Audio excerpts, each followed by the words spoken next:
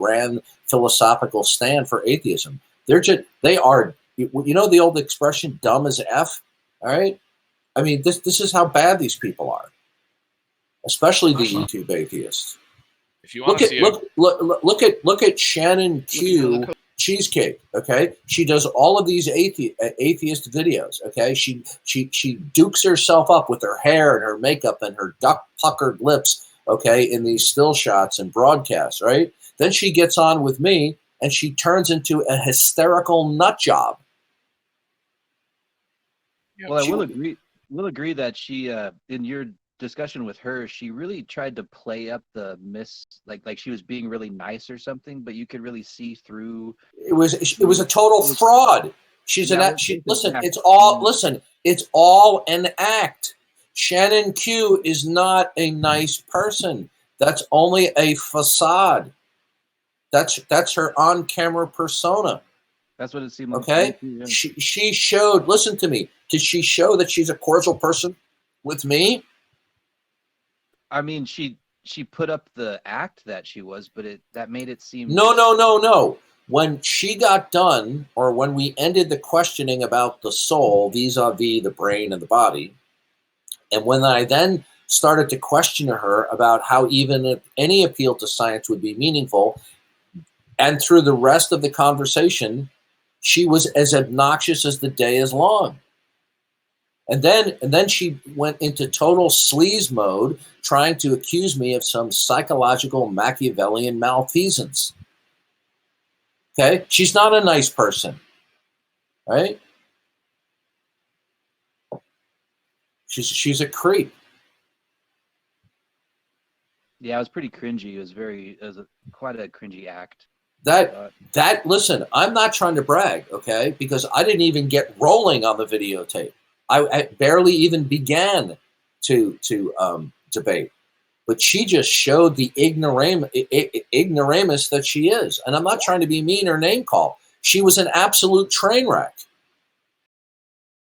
It's like this broad over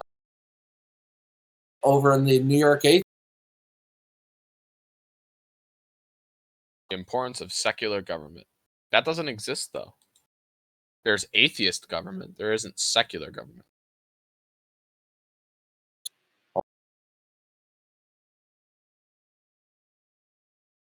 Oh, she disabled the chat.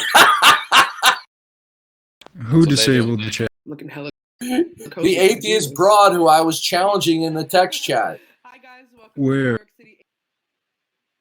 The link is in the atheist helpline links. She disabled it. Oh, I should have saved the text. Oh gosh.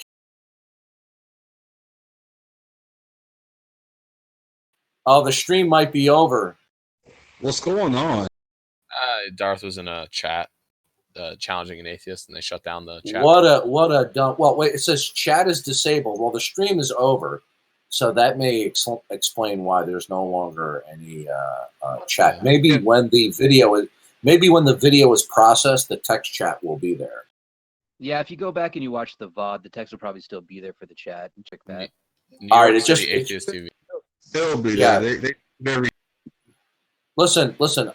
I try not to pull the sexist card, but she was one dumb atheist. What's up with all the clocks in the background? Like she has a bunch of like clocks, and not clocks. That's probably where they could meet. It's just it's laughable. They're just moralizing left and right. Where do you ground morality? They go empathy. We have empathy for everybody. Well, your empathy is no better than a fart. Why is a fart any less important than your empathy? True. Right? Yeah, that's the I mean, if you want to watch a good, I started the debate between William Lane Craig and Sam Harris on morality, and I think Craig absolutely smoked him. Smoked him. I haven't finished it yet, so I can't make a 100% conclusion. But using induction, I could say it's probably true that Craig is going to wreck. Yeah, it's about the farts and Jonathan's toenail clippings. Yep, I invited her. I said, "Would you like to come on and represent atheism on a moderated conversation for atheists?" And she refused to do it. This is the thing about atheists. They are, with rare exception, all clowns. They think that arrogance, anger, and bravado is a basis for atheism. It's not. Oh, I wanted to recommend this to you, Darth. I don't know, Darth, if you're very interested in looking at like individual sets of syllogisms and stuff, like arguments, but I downloaded it. I'll look at it. Yeah, it's actually pretty interesting. And it proves that physicalism is false. I mean, it's not hard to do that, but I like formal arguments sometimes. Can you read the syllogism for that? Sure. I mean, it's a set of syllogisms. Oh, a set of syllogisms. Yeah, that he uses translates conclusions. I'll bet you anything that this is one of these atheist broads who's had an abortion, and because they killed their babies, they don't want there to be a. Yeah, it's hard to get through to people like that.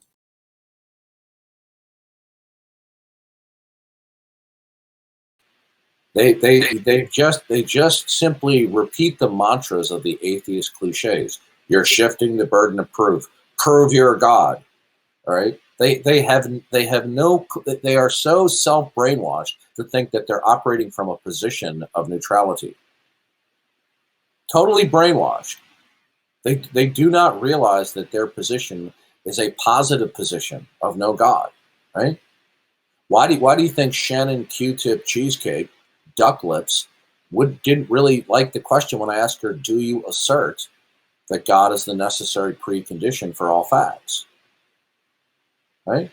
Because once they answer that question, if they say, no, I do not assert it, so then your position is facts do not necessitate God as a reference point for their metaphysical entailment or viability, right? Well, then that means they deny the existence of God. If God is not necessitated to be referenced as the basis of all facts, then you have denied God, period. There's no escaping it. But they want to maintain that, oh, I'm not saying there's no God. I just don't believe in God because you haven't proven. I don't believe in things that haven't been proven. Okay, good. Explain to me how the laws of logic were proven. Right? Explain to me why you believe there is an ultimacy of reality that provides for all temporal states. Why do you believe that? Has that been proven to you? Has it been proven to you that there is something that is eternal and static that provides for continuity and regularity along with change? Has that been proven? Well, that's just how some people exist, right? I mean, they're not convinced of certain things. No, these are dumb atheist cliches and slogans because there is an array of foundational concepts from which they reason that are not empirically derived or proven. Well, God isn't empirically derived or proven, right? I mean, because you point to general revelation, right? God's revelation in order to believe in the array of temporal things, it's an automatic indication that there is an eternal ultimacy that is rational because I'm rational. Well, it's indicated, right? It's not empirical, though. No. We're not empirically proving God. We are not starting with a first and second premise that do not start or include God and then conclude with God. In order to empirically prove anything, God would have to exist. You would have to have God as your starting point in order for there to be verification or affirmation or denial. Now, they're incredulous when you tell them this. And you say, okay, good, let's talk about it. And then they don't want to talk about it. You see, the moment you start questioning them about their position, they get obnoxious, they get deceitful, and they pull a Shannon Q Cheesecake Duck Lips. Do you want to get people to believe? Is that your ultimate goal? My goal is we are commanded in Scripture to destroy speculations and every lofty thing that raises itself above the knowledge of God. Okay? So when it comes to debating people who do not accept the Christian worldview, whatever their worldview is, conscious or unconscious, these are lofty notions lifting themselves above and without the knowledge of God. In other words, the God of the Bible is not deemed to be a necessary precondition. And I'm trying to destroy their last mental, how shall I put it, vestige of hope of avoiding the Christian God. My point is to show it is impossible to deny the Christian God. It cannot be done. So as a consequence, you have to bow the knee. Otherwise, you're in absolute rebellion. Now, if somebody says, oh no, I don't accept the impossibility of denying the God of the Bible, I say, good, do it. Right? Because God is not just simply a super being.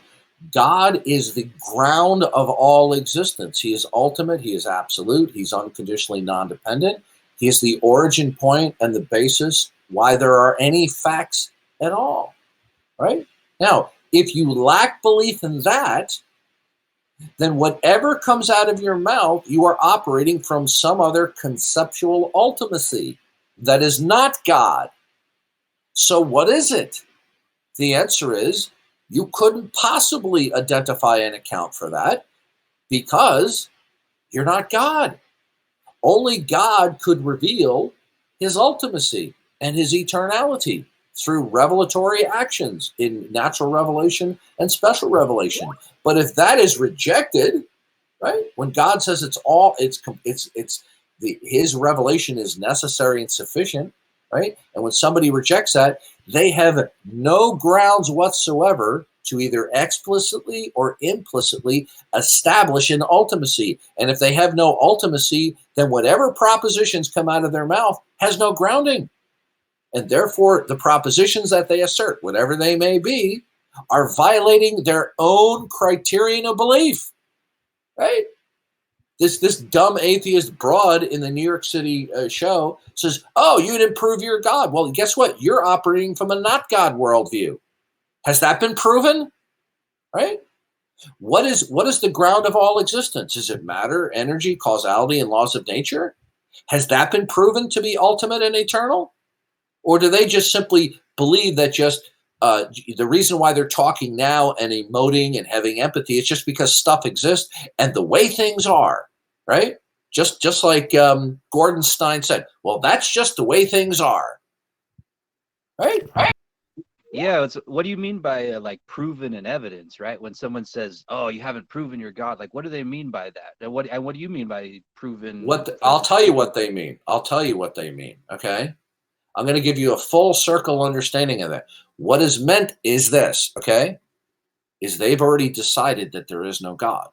Since they've decided there's no God, as a consequence, therefore, nothing can stand in causal relations to God. Therefore, whenever the God believers step up to the plate and want to tell you that they have a reason to believe in God or evidence to believe in God, they'll just say, come on, bring it on. And whatever you say, they're going to go, This is the little game that they play. But the point is simply this. You can't say there's no evidence for God until you've already decided there is no God. Okay? The statement there is no evidence for God is a conclusion. Could one say there's no evidence for God without determining whether or not God is? Okay? That's the real problem.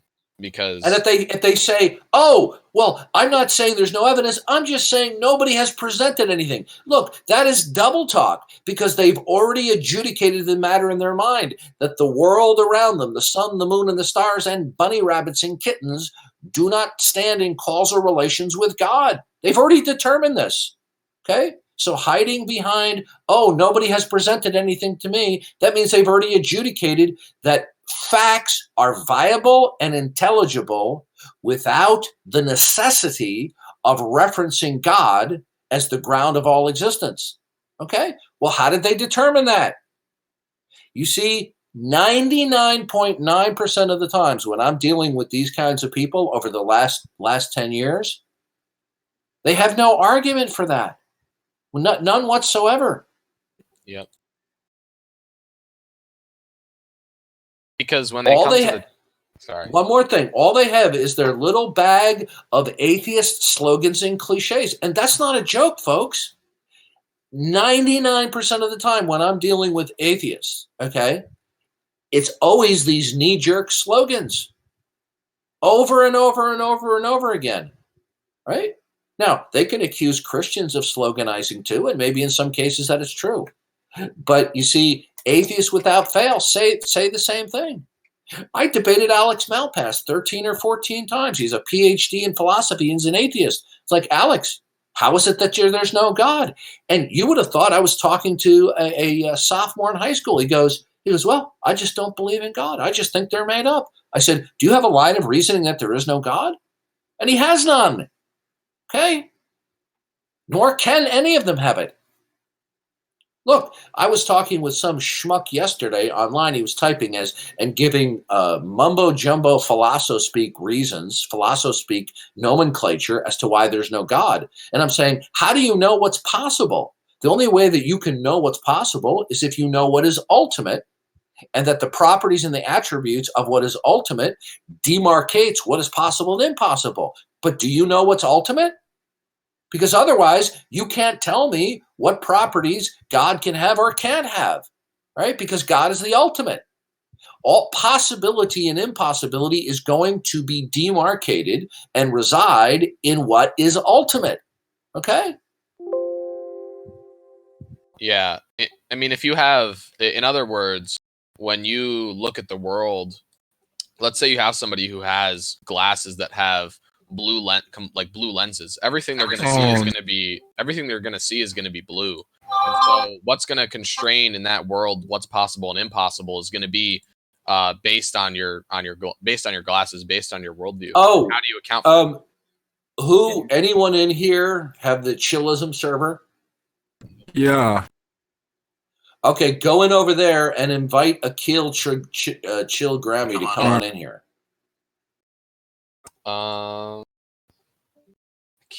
Why? Oh, he's on the server. Oh, because he said he was going to talk with me, and he said he couldn't talk because his children or wife were sleeping yesterday, and he wanted to type, and watch. He did it yesterday. He's just going to respond with philosophical mumbo jumbo double talk. I can tell because his name. If he comes, I can tell because his name is Chill Grammy, and he's clearly parroting like Bill Grammy, who's like a Bill Grammy is an atheist. Yeah. So. I really hope he comes online. Well, it's early. There's no reason why he can't come in. Yep. Hey, Duncan, I was curious to ask. There's one thing I was hoping to get more clarification on is the when you say the grounding is the Christian God specifically. What is it about the Christian God that makes it the grounding? Like if somebody were to come to you from like a different religion and say, no, it's the Muslim God or some other God or something, what is it about the Christian God for you? Human intelligibility for propositions and facts are going to require the necessary and sufficient conditions for intelligibility. The God of the Bible's property set or attribute set are the necessary grounds ontologically, historically, for human intelligibility. Now, notice what I said, ontologically. What the issue is not that they believe, that they presuppose the Christian God. In other words, that they merely mentally acquiesce, but the Christian God has to ontologically exist in order for there to actually be human intelligibility for facts such as the sky is blue or the dog is wagging its tail. Now, when they say that again. Like if someone wanted to claim that about a different God, like they said, like they can't. They can't because none of let me explain to you why. Right, is because all of the Christian God's properties are necessary. So, for example, I could just simply defeat the Islamic position, all right, by comparing and contrasting that with the Christian God. Okay, that the reason why I believe in the Christian God is because he's revealed himself. It doesn't matter to me that people think that that's silly, right?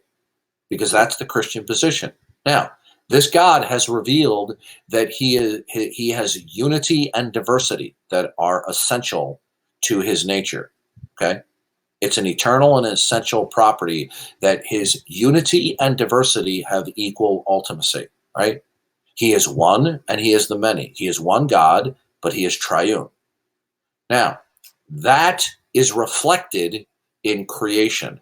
That is why we can have intelligibility in the world around us, where we have an array of the many, or particulars, where we have unity and diversity. Without unity and diversity, there cannot be intelligibility. Okay? Now, when they come along, the Muslim God says, oh no, Allah can provide for intelligibility. I say, good. Is your God one, or is he many? Right? Because the Muslim is going to say, oh no, he's simply a one. He's one person from eternity. Say, good. How is his oneness reflected in creation? Because the Christian God has revealed that the creation is a reflection of his character and nature. He is the one and the many. Okay? Ontologically, right? So that's why when we look at creation, could we have intelligibility if the ultimacy of reality were just simply in its oneness, that it was just one? No, we couldn't. On the other hand, if the ultimacy of reality was in its diversity, but not where it didn't have unity or universals, you couldn't have intelligibility, right? So, Yes, I mean, there are many other points that I could point out of the incoherency of the Islamic God. He claims to be omniscient, but he misidentifies the personas of the Trinity when the Quran condemns the doctrine of the Trinity. Okay, it even got that Mary. It says in the Quran that Mary's was the sister of Aaron and the daughter of Imran. Oops, that was Miriam, the sister of Moses. Yep. How'd that happen? How'd that happen? Because Muhammad was illiterate. Okay? There's no plan of salvation in Islam. Muhammad didn't understand this theologically or philosophically.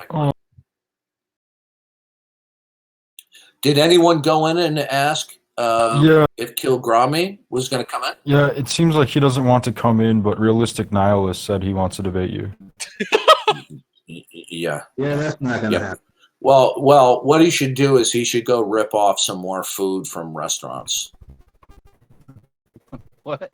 Okay, so Akil is a coward. Somebody go in there and say, we'll go into the room above, and the room can be moderated by somebody neutral.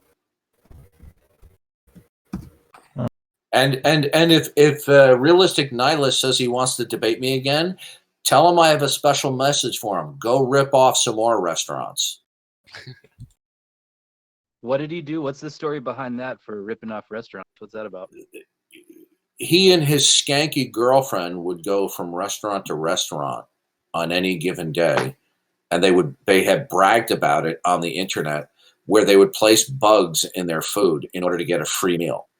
Oh, no. But they did that one too many times, because there was a restaurateur who had cameras on every table. And they got him right on camera. And if they hadn't bragged about it, we never would have been able to look it up and download the video of them doing it. Okay? This is the kind of people we're dealing with, right? No wonder they're atheists. They're miscreants, and they don't want there to be a God. Oh, so, God. Some people are really confused. So Cloud, okay, so the God of the Bible's properties and attributes are required ontologically for human intelligibility, including his salvific plan. Darth, right? Yeah. You're in that server, right? Chillism. They want you to do it in. No, that place is a stinky cesspool. Hey Hex, your mic is making a lot of weird. He can come in. He can come into a room above, and we can have Karina can moderate it. Tell this.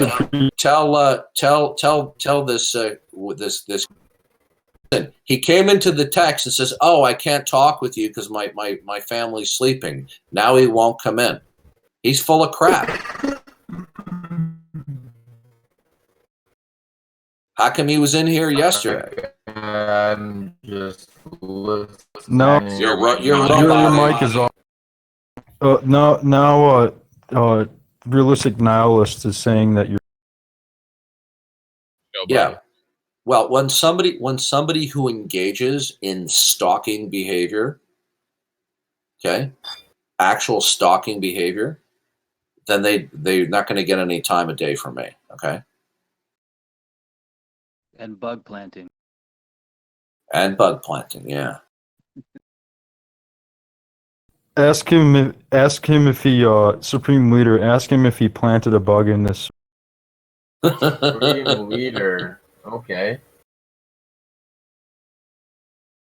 What's Realistic Nihilist's tag on? What's his name on here right now?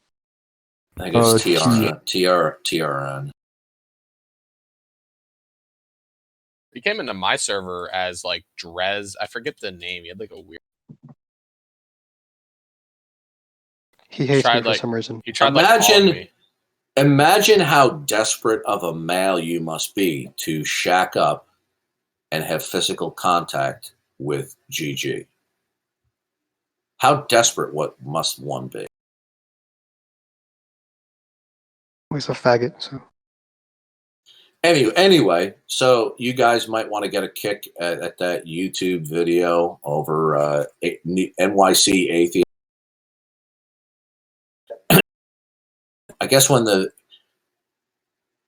me just see if the text chat is going to be. Oh, Nick got muted. Probably. I don't think you're allowed to say that word on here. Wait, what did he say? He said the F word with to describe somebody. Homophobic slur, yeah. Okay, for some reason the text chat did not remain. I don't think it's No, now it appears. If you go to the NYC Atheist January podcast, it eventually loads and you can see the text chat what I had with this dumb broad. Said that was a homophobic slur. But by the way, if you have a weak stomach or you've just eaten, you may want to keep your screen darkened when you look at this broad. Hex, I don't know if it's just me. I'm hearing a lot of noise coming from your mic once in a while. If you have push to talk, can you do that? I'm not trying to be. Oh my god. No, it's cool. All you had to do is just. So I see we have Tell me JHC in the room. Are you still an atheist? JHC? Are you the same JHC from Krillism? No answer. JHC calling. JHC. Saw him in a video with Matt Yester. Rip. Yeah, JHC, are you there, sweetheart? He's the same JHC. He's another atheist, double-talking atheist. So Duncan, another thing I was going to ask was, do you distinguish? How do you distinguish between different like Christian sects beliefs? What do you mean? How do I distinguish? Well, you know how some Christians believe in different, like there's red letter. I distinguish it by whatever they claim to stand for. Sometimes they're denominational titles. Sometimes they're doctrinal distinctions. For example, there are some Christians who hold to a certain understanding of God's sovereignty, which would be called Calvinism or Reformed. I am not Reformed. So that's how I would distinguish it. Other times it could be according to denominational lines. Oh, okay. I'm okay. So I guess to be more clear, like, what would you call yourself, or what do you say that? I call myself a Bible-believing Christian, a fundamentalist evangelical. I hold to what is classically known as evangelical theology and fundamentalism, which we hold to the fundamentals of the faith and including the literal Genesis. Bottom line, Duncan, you believe in the Bible, right? Yes, I do. And I believe that checking. So that guy's mic or connection is fucked up. But anyway, mic is worse than mine. Somebody go in there and say we have a mod in here Breezy, and Breezy can moderate the discussion between me and Chill Grammy. And I'm sure Breezy will be entirely fair and judicious. He's a coward. That's why he didn't come on mic last. Darth, I actually have an interesting question then. Since you're non-denominational, if you were to pick a denomination, like if you were to pick a denomination like that you would be mostly in line with, what would it be? Oh, I don't know. Maybe the Independent Fundamental Baptists. Okay. Why are you laughing? Because when I think of that, I think of like Stephen Anderson. I know it's different, but I think of Stephen Anderson. No. I would not step foot in a church like Stephen Anderson with those kind of antics. Do you think he's an actual Christian? I don't know. All I know is that he's not helping himself by his theatrics. I mean, I know I get wound up sometimes, but I mean, he's just pushing for an Oscar. You know? He does have some funny bits, and it's almost he makes Mr. Batman look like calm and cool and collected. Yeah. So did somebody go in and invite Krill Grammy to come in here and have it moderated by one of the mods in this server? Akil has literally been pinged like 4 times consecutively, and he's ignoring them.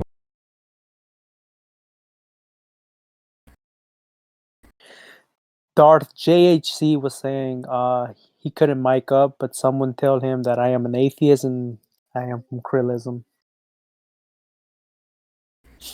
Right. I see he says, at Duncan Atheism.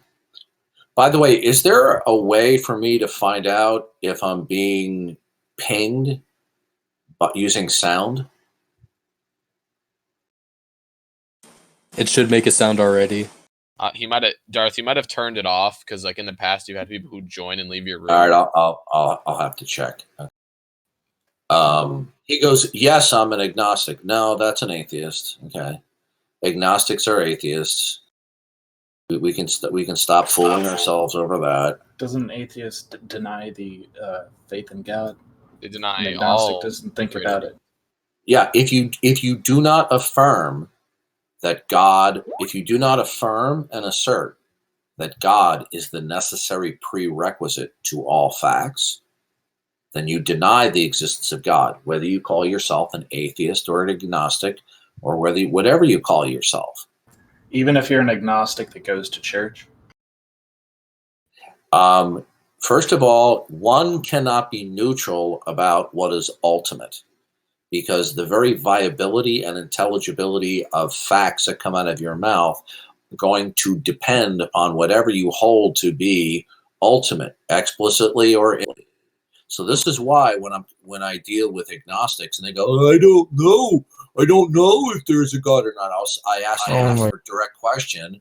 I say, do you assert that God is the necessary prerequisite to all facts? Okay. Now, if they say, I don't know, I respond by saying, I didn't ask you what you know. I said, do you assert it? And so the answer is going to have to be, no, I do not assert that. Now, let's take, for example, the converse. If I ask a believer in God or a Christian, do you assert that God is the necessary precondition to all facts? They will say, yes. So when somebody says, I do not assert that God is the necessary precondition for all facts, then by virtue of that statement, they have in mind that something else is the prerequisite to all facts. All right? Because the prerequisite to all facts will either be God or not God. So me as an agnostic, what would happen to me? Would I go to hell, or would I say purgatory for 50,000 years? You could become the Pope and give both of your kidneys to diabetics, and you could live a life of complete self-sacrifice. But if you do not repent, recognizing your soul is damned before God for the totality of your life, and turn to Jesus Christ alone as your Savior, you will go to hell, whether you believe in God or not. Well, with that belief, there's going to be a lot of people that are going to be going to hell. How old are you? Congratulations, you've now quoted the Bible. We've got Yeah, but how old are you, by the way? I'm just curious. I'm in my late 50s. See, here's the thing. I don't disavow Christianity, but how old are you? I'm 23, but I don't disavow Christianity, but it seems like at least the Western part of acknowledging Christianity is dying off for the younger generation. Okay. You do not disavow Christianity. I'm going to ask you a question. Okay? Sure. Do you assert that the God of the Bible is the necessary precondition for all facts? And I'll give you the exact same thing you said about agnostics. I don't know because I am agnostic. No, I didn't ask you what you know. I said, do you assert it? I don't know anything about it. Now, I want everybody in the room to notice this is why I ask the precise questions that I do, because of the obtuse responses that I get from various individuals. Okay? Now, I didn't ask you what you know. I didn't ask you what you believe. I said, do you assert that the God of the Bible is the statement of uncertainty is an obtuse response. I'm talking. Yeah, so? I would appreciate you not over-talking me. Well, if you're going to insert ad homs, I would appreciate you not over-talking me. I won't if you don't insert ad homs. I would appreciate you not over-talking me. You don't have to. Do I have to if you are arguing in bad faith. Okay, good. Now, you're arguing in bad faith. Now, that's the fourth time you've overspoken me. I would appreciate it if you would not overtalk me. Now, if you feel that I'm not giving you equal or greater time, I will be glad to acquiesce to such a complaint. Okay? Now, I asked you a question. Do you assert that the God of the Bible is the necessary prerequisite to all facts? So I have to say yes or no, right? I'm waiting for an answer. But I already answered you, so I guess you want a yes or no. You didn't answer the question. You gave a response, but not an answer to the question. Well, I gave you a response, which is I don't know. No, I didn't ask you what you know. I said, do you assert it? Okay, no. Okay, so then your position is that the God of the Bible is not necessary when you invoke facts, because you do invoke facts without asserting God. Isn't that correct? Sure. Right. So you are asserting facts without the necessity of referencing God. That is your position, correct? Suppose so. I don't really. Good. I don't really appeal to God in any of my. Then, if you can invoke the viability and intelligibility of any facts at all without the necessity of referencing God as the prerequisite of facts, that position necessarily entails the denial and falsity of God. There are a lot of facts that I assert that have. Did you understand what I just said? Yeah. Okay. Your position necessarily entails the denial and falsity of God. All right, if you say so. No, it's not a matter of I say so. What you say, I asked you, do you assert that God is the necessary precondition for all facts? You said no. I then asked a further clarification then that when you invoke facts, it is not necessary to reference God for the viability and intelligibility of facts. And you said, yes, that's correct. Well, if you can invoke, if your position is that you can invoke even a single fact that of its viability, existence, and intelligibility without the necessity of referencing God as the ultimate prerequisite, if that's your position, which you said it was, that necessarily entails the denial and falsity of God, because in a world where God is, we would by necessity have to reference God as the prerequisite of all facts. So if you can have even one fact, if you have a marshmallow in your hand and you say, I can invoke the actuality and intelligibility of the marshmallow on my palm without the necessity of referencing God on a metaphysical scale, you have therefore denied the existence of God. Because the very definition of God, metaphysically, is that God is ultimate, the creator, and the necessary starting point or prerequisite of all facts. So now we're clear. Your position is the denial of God. Yeah, that might be so. I see people always no, it's not might be. Dude, listen, it's not might be. I just went through it 3 times with you. Your position necessarily entails the denial of God. It's not might be, it is. Okay, but you understand definitions, right? Does your position, you see, this is why I used the word obtuse in reference to you a few minutes ago. Is it your position upon examination that the existence of God is necessarily false? You're appealing to nothing but a book. Okay, sir, so. I didn't mention the Bible or a book. I asked you a question about your position. What you're doing right now is typically what atheists do, is play the evasive game. All I'm trying to get set in concrete is to what is your position.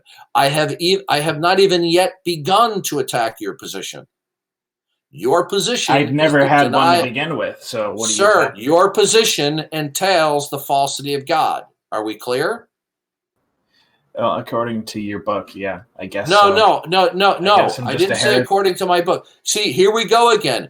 You see, I want all the Christians in the room to note. And you wouldn't be a Christian without the Bible. Please do not overtalk me. That is a moot point.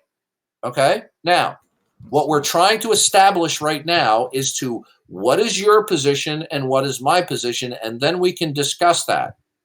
But I do not want you to flip and to flop about what your position is, which is what so frequently and ubiquitously happens when I'm dealing with unbelievers. Your position entails the denial of God. Isn't that correct? Yeah, but I really don't care about that.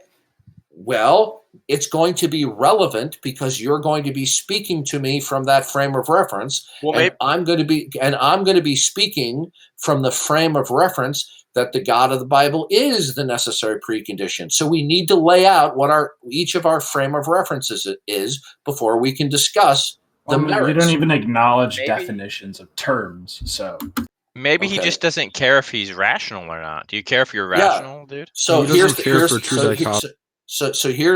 issue. Okay, my position is God. Your position is not God. Your position is not some position of neutrality, although that's what you would like to believe. That's what you would like to characterize it as. But it turns out, upon a careful analysis, that your position entails the falsity of God, and my position entails the actuality of God. Okay? So are we clear on that? Sure. Okay. Now, how is it the case that there is no God?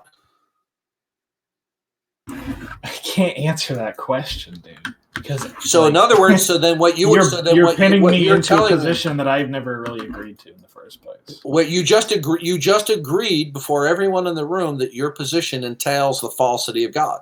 Because you're saying I'm not acknowledging your indecision. You have to have a position. No, sir, you're not understanding. Sure. The moment you say, I do not assert that God is the necessary prerequisite for all facts. If you say that, okay, upon examination, that entails the denial of God.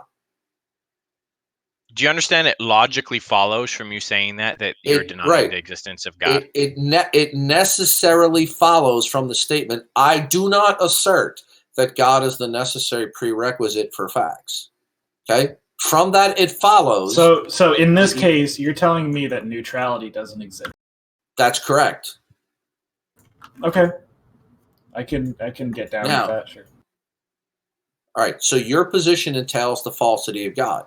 My position is that the God of the Bible necessarily exists, and we know this in virtue of his self-disclosure in natural and special revelation, and the denial thereof is impossible. In order for your position to be intelligible and coherent, that is the denial of God, right? You're going to have to establish the not God worldview and what is ultimate in your worldview. In order to falsify A, you're going to have to establish not A. In order for your position, not God, okay, to be viable, right, you're going to have to establish that God doesn't exist. You're going to have to establish what is ultimate, that is the prerequisite of why anything exists. So, since you don't hold that either the God of the Bible or God is the ultimate of reality from whence all temporal facts derive, can you please explain to me what is it that is ultimate, that is the basis of all temporal facts? I'd say just the concept of reality.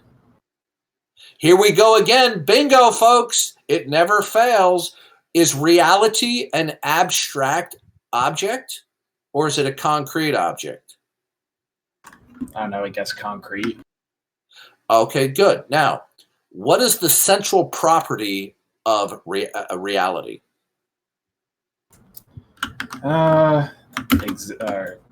Existence.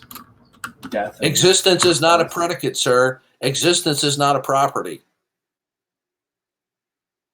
What do you mean by properties of reality? Okay. I want to know what the central characteristic or property of whatever you say reality is, because is reality a set? Hold on a second. Is reality a term that is a set of entities? I'd say so, yes. Okay, so then we're dealing with an abstraction. Are each of the members of the set ultimate? I don't know. I don't even know what you're talking about, really. I have some dirty socks in the corner of my room. They're part of reality. Are they ultimate? Okay. Ultimate means to be eternal without beginning. Well, I mean, no, you can clean your socks. Okay. All right, dude, listen carefully. Clean them. If you say reality is what is ultimate, and that reality is a abstraction, a set of all entities, then you're screwed, because you cannot have more than one ultimate. That will be incoherent. Because then they would be independent of each other, and then they would exist for an entirely different reason in terms of their own properties. Therefore, they wouldn't be ultimate. So you can only have one conceptual ultimate. You can't have two. Am I wrong to think that you're just discussing philosophy with me here right now? We are discussing philosophy, and theology and philosophy are significantly overlapping concepts. Now, what I want to know to you is, since your position is that the ultimate is not personal, meaning not God, can you tell me what the ultimate is? Telling me it's reality it's not informative. What is that? If you say reality, you're talking to somebody that listen first spoke to you on the basis of. Hold on a second. If you say the ultimate, when you reference the ultimate, I want to know what exemplifies it. Is it its oneness or its manyness? But you just told me that it's an abstract set of the many. Well, what is the unification principle of the many in reality? That's what I'm getting at. Well, then if you don't know, you have no identifiable ultimate, do you? Nope. Now, since you deny the Christian God who has revealed himself, incarnated himself in Jesus Christ, who died and rose again to not only save you from your sins, but to save you from absurdity. And I'm going to show you how he saves you from absurdity. Because in your position, you do not know what is ultimate. And since you cannot identify what's ultimate, then you believe in a system where contingency rules. Stuff just is. Things just are. Okay? That's right. And if contingency is ultimate, rather than there is a specified ultimate that provides for contingency, if contingency is what is ultimate, you can have no intelligibility for anything, including saying the sky is blue. Okay. What about somebody who's been in a coma since birth? Someone who's a vegetable, and they're not able to think about these kinds of things. I am not the least bit concerned what an entirely just and righteous and holy God is going to do with individuals who have been brain damaged from birth or from childhood, and how he's going to deal with them on Judgment Day. Because my God, who is the ground of all existence and the very basis of intelligibility, has revealed there is no injustice in him. There is simply just pure righteousness and justice. So I'm not the least bit concerned about what is going to be the fate of individuals that I have questions about, because I know that I'm dealing with a creator who is entirely perfect and righteous. So he only gives the responsibility of faith to those who can think, and the other ones get a free pass. Is that what he said? I missed him saying that. Yeah, the bottom line is people will have different levels of culpability before God. People who've never heard about Jesus Christ are not going to be held to the same accountability for those who have. The point is simply this, which we're getting away from. You're trying to invoke questions that you're troubled about. What is God going to do with these individuals? But what you're not focusing on is the fact you're not God position renders anything you say as incoherent and absurd, because there is no foundation for any propositions. If you say the sky is blue, I say, how does your model of reality provide for blueness and skyness? Is there something that is ultimately the ultimate and static that secures continuity and change, resulting in skyness and blueness? Well, you've already given that answer. You do not know. You've already given the answer that contingency is ultimate. And if contingency is ultimate, what follows from that is complete incoherence for all propositions. Do you realize the consequence of your unbelief? According to you, yeah. Okay, well, do you have a rebuttal to what I've said?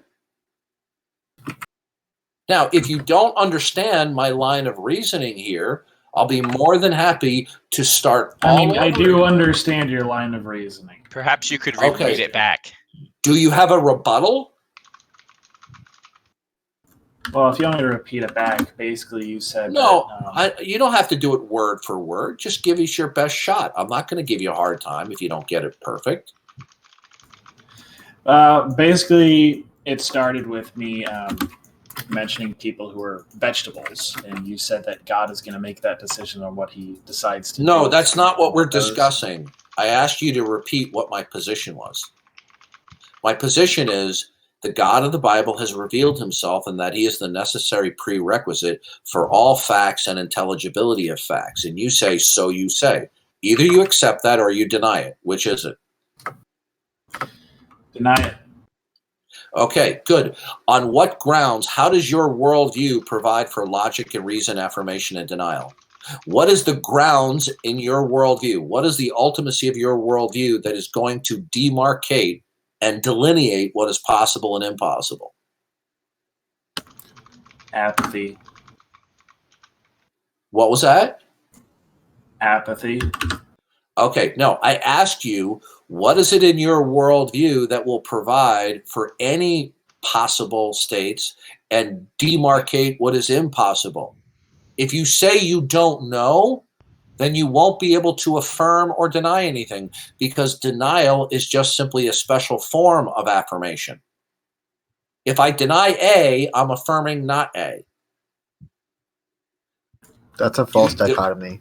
No, it's not a false dichotomy. How is it a false dichotomy? You're saying, an idiot. Hold on a second. Who said it's a false dichotomy? I did.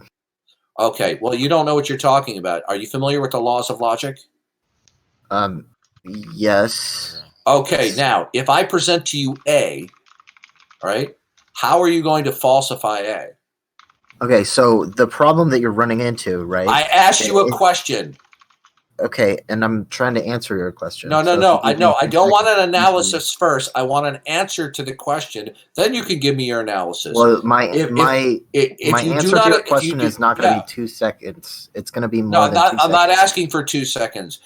How do you, if somebody presents A as an entity, okay? How would you falsify A? Okay, so the problem that you're running into, right? Stop right there. I'm going to server mute you. I'm going to server mute you in about 2 seconds. You're doing the same thing all over again. You must be a teenager. I can't imagine that you're a 20-something or a 30-something-year-old who could be so naive. I asked you a question. If somebody presents to you A as a proposition, how do you falsify it? Do you know? Okay. So the problem, right, is that if you do not answer the question, I'm going to server mute you. For what reason? I asked you a question. This is the 4th time. You're not going to get another chance. Good. How do you falsify A? Okay, so the problem that you're running into, right, is that you think that A is the only thing that he's arguing from. He's not arguing A. Okay, thank you for your time. You're dumb. I hope your parents aren't planning on spending money on higher education because it'll be a complete waste of money. I was about to The funny thing is, he could have said that after he told us how to falsify A, but I'm not sure he knew. And by the way, and by my apologies, if you are at a level of higher education, please write your dean and ask for a refund. I was just about to say, look, man, if you don't know, it's okay to admit that you don't know. Don't pretend like you actually have a real answer if you don't know. I ask very specific questions that are fair and reasonable. I've made it pretty clear that I have no fucking clue. And when people play the obtuse game and they simply avoid the question, there's a reason why they're doing it. It's because they're attempting to deceive and misdirect. But am I at least showing respect to God by attending church? Okay, your position is that there is no God. Why would you attend a building that advocates, filled with people advocating there is a God, when your position is there is no God? I don't know. I go there and I try to listen and I try to work it all out in my head. What I'm trying to explain to you, okay, I am not trying to browbeat you, but I am going to be assertive and try to show you that the non-acceptance of the self-disclosure of the Christian God is literally an absurdity. It is incoherent upon examination. It's literally absurdity. It is impossible to deny the Christian God. Now, when I say that, people go, what are you talking about? We have people who write books like Christopher Hitchens who says God is not great. So you think that you're right. You're right about everything you're saying. Do I think I'm right about all of my beliefs? No, I didn't say that. So then how do you know that you're right about anything you're saying about the validity of God or the existence? Why? Is because to the impossibility of its denial. Because why it's do you believe? Disprove it. Hold on a second. I'm trying to explain. Oh, sure, I can prove a negative. That's not what he was saying. Those are two different things. But go. Yeah, you're not understanding it. That's not what I'm saying. All right. It is impossible to sustain the position of the falsity of God and the falsity of the Christian God. It is an impossible position to hold to and to defend. The God of the Bible is going to have to exist as the ontological foundation in order to invoke any intelligible human proposition. And if you don't accept that, right, because what I've just expressed to you is another way of formulating to the impossibility of the contrary, right? If you do not accept that, then you can tell me then, since you deny that the God of the Bible and his property set is the prerequisite of facts and intelligibility, then you must have in mind what is ultimate that provides for possibility and impossibility and including intelligibility and affirmation or denial. But you've already answered that question. You don't know what's ultimate. So all you're left with, all you're left with, listen carefully, what you are left with in your worldview is contingency is supreme. In other words, stuff just happens. Yeah, can we go back to your point of you saying I'm not done yet. I'm not. You've talked for like 5 minutes, dude. He never let me respond. Yeah, that's because you're not getting it. Okay, but the purpose of a debate is for each side to try their best to understand each other. Go ahead. I'll humor you, little boy. Okay, big man. So I am a big man. Here. I'm well over 200 pounds and 6 foot tall. Yeah. Okay, great. So I want to give you an analogy here. Okay, you said you can disprove a negative. I'm an astronaut. How can you disprove I'm not an astronaut? How can you prove that I'm not an astronaut? What? Disprove a negative? Is this a serious game you want to play? I mean, this is can a you really disprove that I'm an astronaut? Do you think we heard this before? That's not a negative, though. Yeah, you're not understanding. You're not even understanding your own question. You must be a new player in town. You've already admitted that you're not even. Listen to me. Listen carefully. See, this is how obtuse you are. Prove that I'm not an astronaut. Listen Do you confirm or deny that I'm an astronaut? That is not a negative. Okay. A negative that's not. Hey, dude. Listen to me. I'm about to server mute you. I know because you want to control the conversation. Okay, bye. Here we go. It never fails. I have to duct tape his mouth. This is what they do. They become argumentativeness. They become argumentative, they become obstructionistic, and they become nasty. Okay. He also wants to derail onto a not even a related topic. Okay. The way that you could falsify a negative is to affirm and defend its negation. So if we have not A, the way to falsify not A is to present A. That is how you falsify a negative. Okay? Give an example for him. If somebody says the dog is not running in the backyard, and I say, look out the window. Yeah? What do you see? Oh, I see a dog running in the backyard. I have just falsified his negative statement. There are no midgets in the United States Senate. There, yeah. I like that example. The way that we falsify anything is by affirming and defending its negation or converse. Hey, Freakazoid, you're typing in the mic. Oh, my apologies. See, it never fails. They become argumentative and obnoxious. He didn't even know what a negative was, which is funny. And he admitted that he doesn't know what's ultimate. Therefore, contingency is supreme. And if contingency is supreme, then he has no grounding or intelligibility for facts. He won't even be able to provide for the intelligibility of skyness and blueness. What is he going to ground it in? What's he going to say? Science? Laws of physics? Are laws of physics ultimate? First of all, can you even defend that there are laws? And even if you could, what's secure? Why would laws of physics exist? Is there something that's ultimate that secures laws of physics? You see, whenever you're dealing with unbelievers, when they reject the God of the Bible, they're not neutral.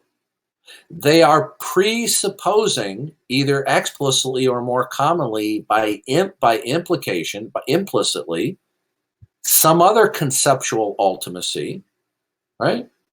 That they may not want to even talk about or look at.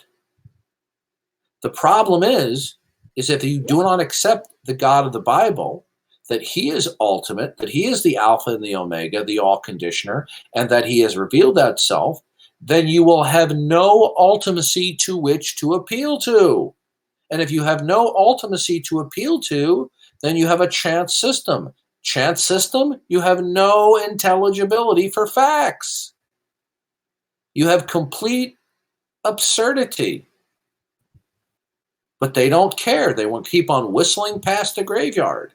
And the reason why is because they're epistemological loafers. They claim that they're on the path of truth. They claim they're on the path of evidence. But when you show them that their own system is incoherent, they simply don't care. What matters to them the most is, I will not bow the knee to him.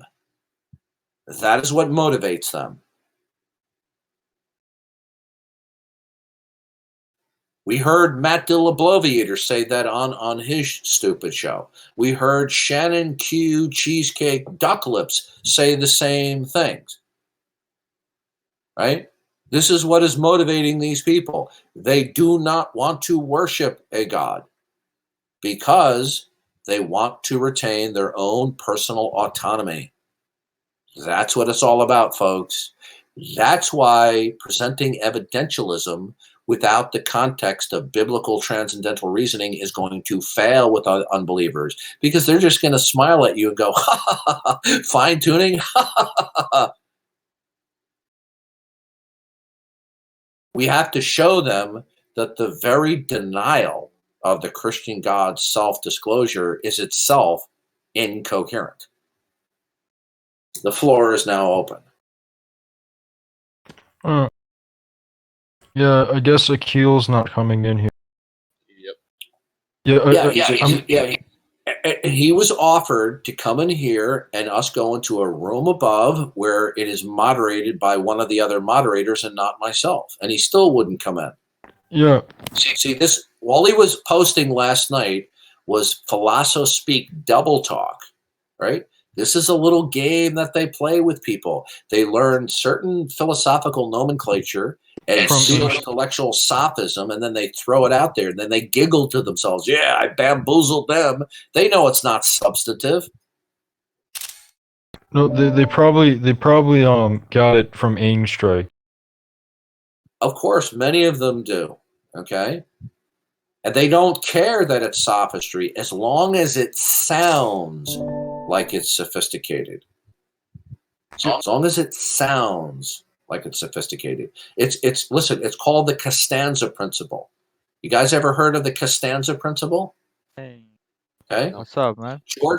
George Costanza on Seinfeld said to his protege when George was encouraging him to lie, and he said, "Well, it's a lie." And George Costanza says, "It's not really a lie if you really believe it."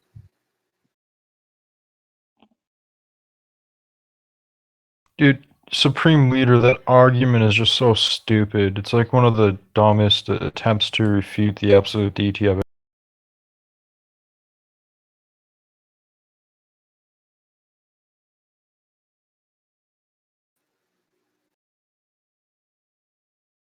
It's gobbledygook is all that is. Look, if this guy was confident in his position, he would come in onto the server where there'll be a neutral moderator.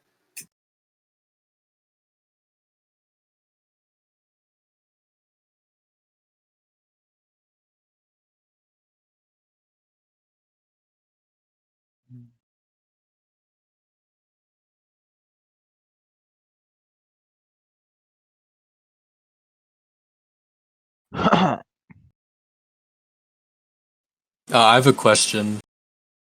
Go ahead. As Christians, are we supposed to drink wine at communion? I believe that the biblical imperative is abstinence. God commands us to be sober. If you research the word wine in the Old Testament, New Testament, what we find out is that, especially in the Old Testament, there are certain contexts where the word wine can only mean a unfermented grape juice. In other passages, it necessarily refers to a fermented drink. So the key is, it's the context is going to have to indicate whether it is fermented or unfermented. Now, in the Old Testament, there are a number of passages, and by the way, there's a very well-written book on this called The Bible and Wine. If anyone wants an electronic copy of it, send me a DM, ask for the book Bible and Wine, and I will send it to you. It's a PDF. And in this book, it meticulously shows that there are a number of passages in the Old Testament where God tells us to enjoy yayin, which is one of the Hebrew words for wine, to our heart's content. Okay? Now, if those passages were referencing fermented beverage, then we would have God clearly sanctioning intoxication, right? But it's not. It's referring to an unfermented drink, right? It's only because people want to impose a kind of 20th century mentality that wine always refers to a fermented beverage. Now, there's a Christian who I greatly respect. I won't mention his name, but we were having this discussion, and he was of the position that, wine was always fermented as long as you can drink it as a Christian, as long as you don't become drunk. And I simply asked him a question: how did they preserve the juice of the grape?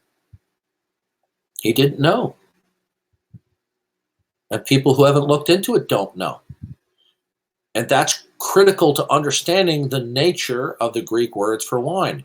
When they squeezed grape juice, one of the primary methods of preservation was to boil the juice after it was squeezed into a very thick syrup, and that syrup would be poured into large jars, sealed, immersed in cool ponds for 30 days. And then after 30 days, they could take it out and it would stay preserved for at least a year. And then when they wanted to use it, they would bring it to the marketplace, unseal it, and reconstitute it with water, and then resell it. And people then would put it in various skins to bring back home to drink, right?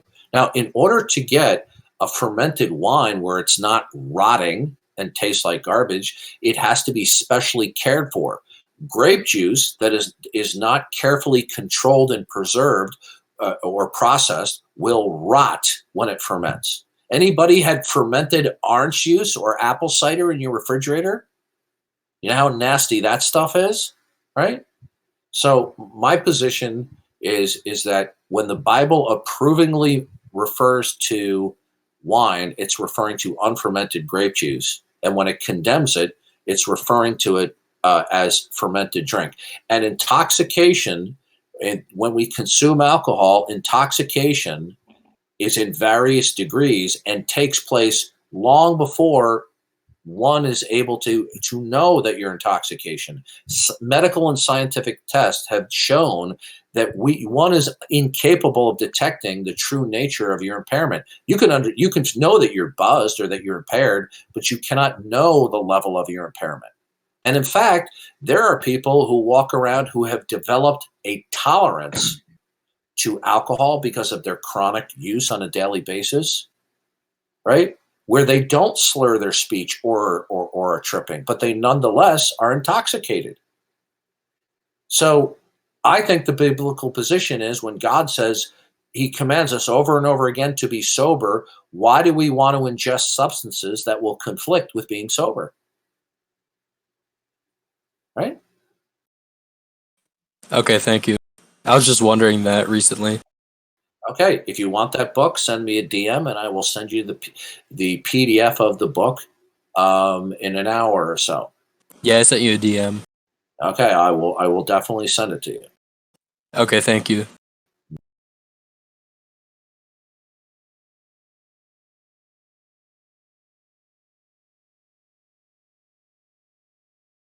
some people say, oh, well, what about Jesus at the wedding feast of Cana?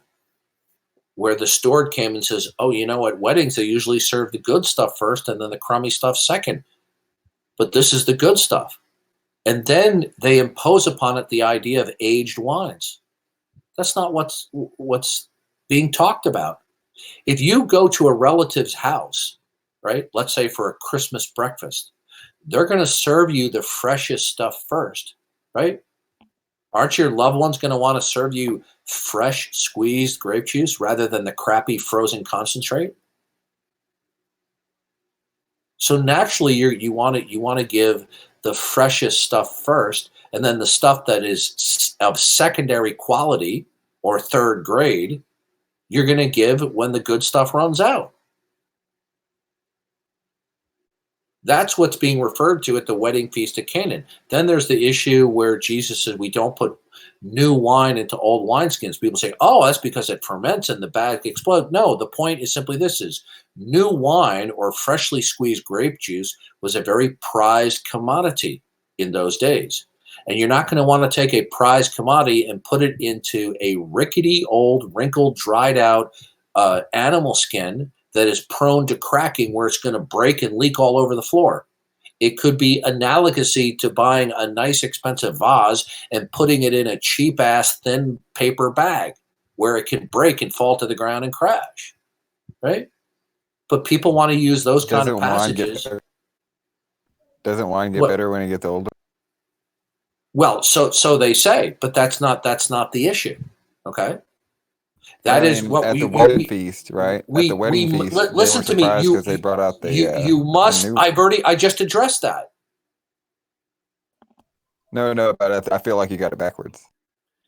No, the reason why you have it backwards is because you are imposing a modern concept of the modern distilleries and bottling wines and aged wines, and you're imposing that back on the interpretation, as opposed to the idea that fresh squeezed grape juice was a prized commodity, as opposed to grape juice that had been boiled down to syrup and put in jars and then reconstituted months or a year later. But at the feast, the people got drunk, right? Off the new one. Where does it say they were intoxicated? We'll have to look at it, but yeah. But the point of the guy is saying normally they bring out the good stuff, and then when the people have again, had their field, you're not understanding. You are imposing a 20th century understanding of aged wines onto that passage. I don't think so, man. Yes, you are, because then explain to me why the idea that fresh squeezed grape juice would not have been a prized commodity over old grape juice that was reconstituted from boiled syrup. Do you know? Were you here when I explained how they preserve grape juice? Yeah. Okay. Well, this was the primary method. By the way, if you go onto my Google Drive of books, go into the biblical and theology book section, and then there's a whole folder on articles on wine, including a doctoral dissertation, a THD dissertation on the use of wine in the Old Testament and in the Near East. There's also a couple of more books, one in particular that two people have requested, that is a summarization of that doctoral dissertation called The Bible, Wine and the Bible. Now, when I express this particular viewpoint, and I'm sure people are going to disagree, and they're welcome to disagree, the Christians who most frequently disagree, they're usually from a Reformed background. Because in Reformed circles, they are far more open to ingesting alcohol than in other evangelical traditions. Okay? How do you feel about Sunday worship, Darth? I don't know, man. Okay, well, would you like that book to read it? Send me a DM and I'll send you the book. I'll get around to it sometime, man. It's not my top priority. This ain't a game changer, okay. But nonetheless. Here's the thing: the guy says that the people drank freely, right? And the reason why, look, and I'm just saying. Okay, I get what you're saying about, well, they give them the fresh squeezed stuff first, and then they give them the old stuff. But it's like, okay, these people were drinking freely, and then they got so drunk that their senses became dull, and then they're not aware that they don't care about the crappy wine that comes later. You're not understanding your own presupposition. You're already presupposing that it's alcoholic wine, that it's fermented grape juice. Yeah, it's a wedding, bro. No, where did you get the idea that it was fermented? It says wine, so that's what I've See, always there you understood the go. interpretation. No, you're not understanding. You are superimposing your conceptualization. If I did it, then Darth, then so did all the King James Version translators and every translator that's translated it into wine. It doesn't. No, you're not. Okay, you're still not getting it. Okay, because you're not familiar with how the words are used in the Old Testament and the New Testament. The Hebrew word. The translators would have been. Jeff, do you drink? No. Okay. Do you go to Reformed Church? No. Okay. Now there's not one in my area. The Hebrew word, one of the main Hebrew word for wine in the Old Testament is yayin. Okay. There are other words that I don't even remember that are cognates, right? But in the Greek, it's oinos, from which we get the modern word for wine. There are a number of passages in the Old Testament where yayin in the Hebrew cannot mean a fermented liquid. There are other passages in the Old Testament where the liquid in consideration cannot mean unfermented. And then we have other passages where I'll just say for the sake of discussion is not clear. Now, the idea that yayin always refers to a fermented beverage is a conceptual imposition. It is not exegetically derived. Okay? No, tell me about the New Testament usage of it, especially the New Testament usage in the Greek is going to be piggybacking off of the Old Testament usage, but they use the word oinos. Now, I'm going to ask you a question. Do you remember Nancy Reagan, the wife of Ronald Reagan?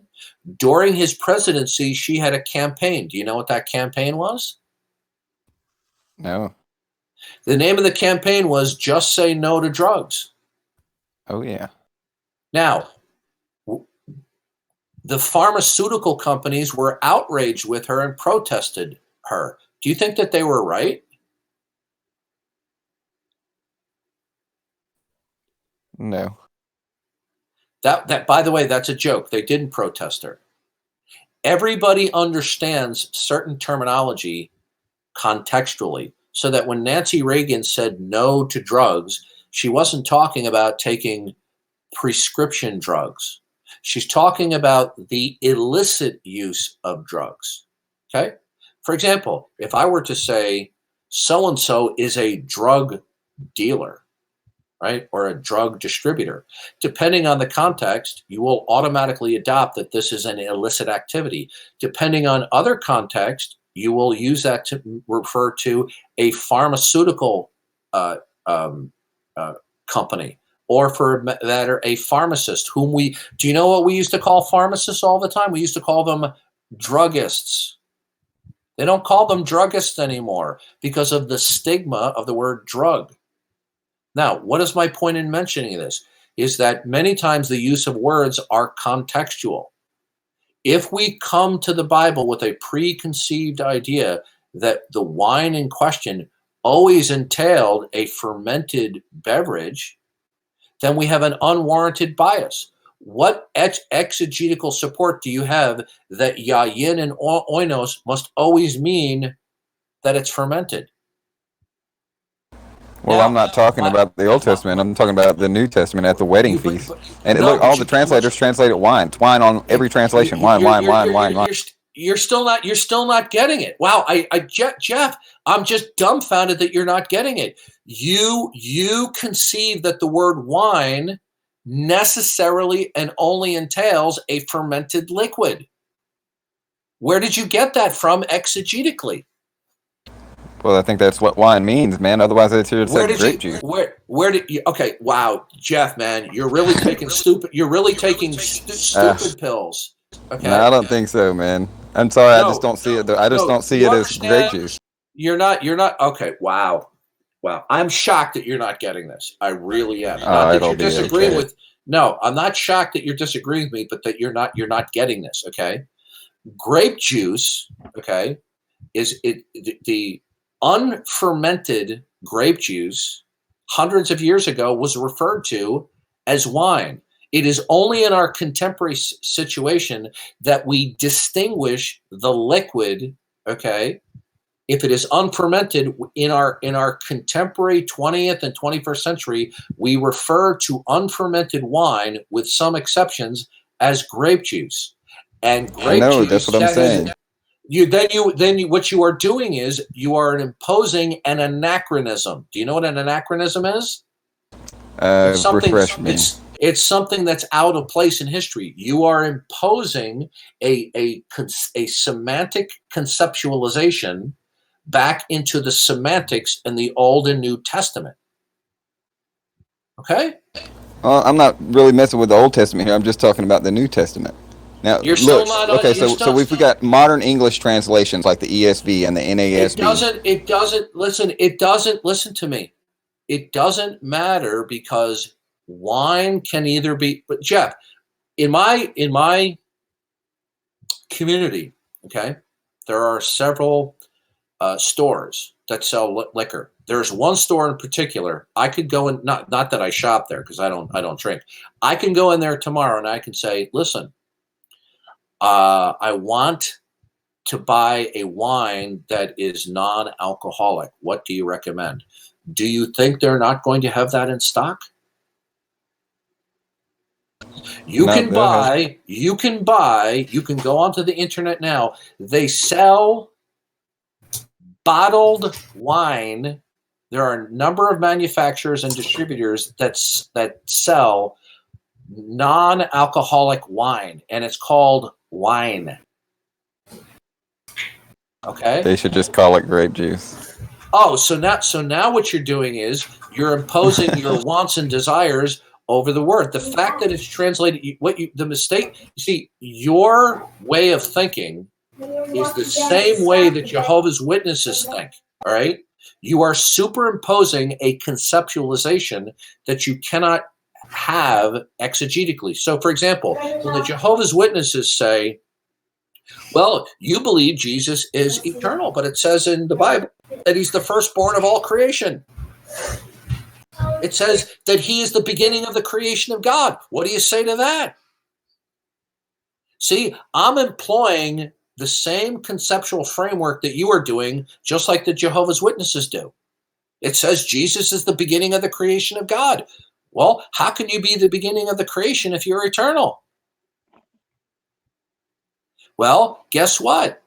When you look into the Greek, it's the word arche. It means the origin. He is the very origin of creation. Right? What you are doing is you have it so firmly fixed in your mind that when it's translated wine, it must always mean a fermented drink. Where'd you get that from? Okay?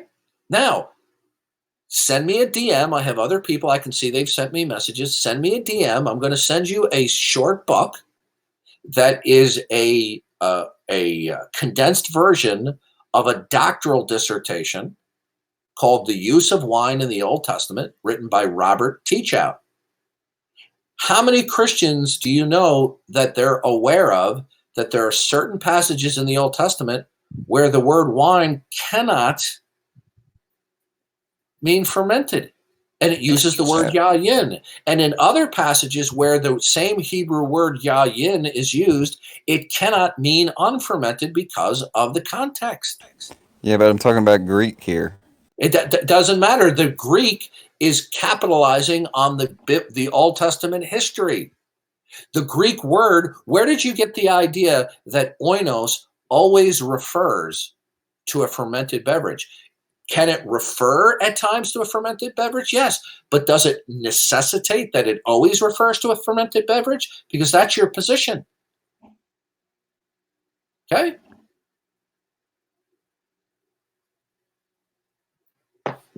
You see, people who hold to that sort of view think that they squeeze the grape juice and they put them in some containers, and then it ferments, and when the alcohol level reaches a certain point, that's the preservatives. That's not how it was done. It's pretty much the way it's done these days. I've been to prison. No, That's how they made it. No, you're wrong. Because if you make hooch in prison, okay, they call it hooch, they call it shine. It has to be carefully monitored and treated. Otherwise, it will rot while fermenting. Okay? I don't know. We just burped it. Just got to burp it every few. Yeah. At first you got to burp it a lot. Dude, then later. Listen, I'm not trying to be rude, but on the issue of wine in the Old Testament and New Testament, you don't know what you're talking about. Oh, I'm just specifically talking about the New Testament. Oinos. Wine. Yeah. Where did you, okay, good. Where did you get the idea that oinos always refers to a fermented beverage? From my understanding, that's the normal usage of it. It refers to the alcoholic beverage. No, where'd you get that from? I don't know. I guess we can Google it and see for ourselves. Yeah. So you don't know. I'm pretty sure, man. I mean, all right, Jeff. I've looked into this before. No, you haven't. Did you know how they preserve grape juice? Jeff, could you tell me? No, not grape juice. Yeah. I'm talking about into the issue of Jesus turning the water into wine. Great. Excuse me, Jeff. How did they preserve the juice of the grape?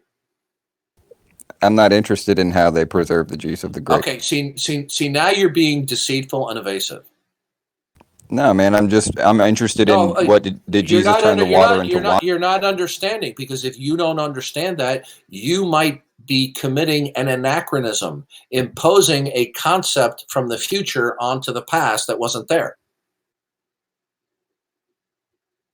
Was Nancy? If I'm doing it, then so did all the translators of every modern translation where they translated wine when they could have substituted it for grape. Okay, you're not understanding. Okay, the fact of the matter is, if we go into old dictionaries, okay, going back several hundred years, the word wine can refer to fermented or unfermented grape juice. It's just that in the last century or so, the word wine has come to be only associated with a fermented drink.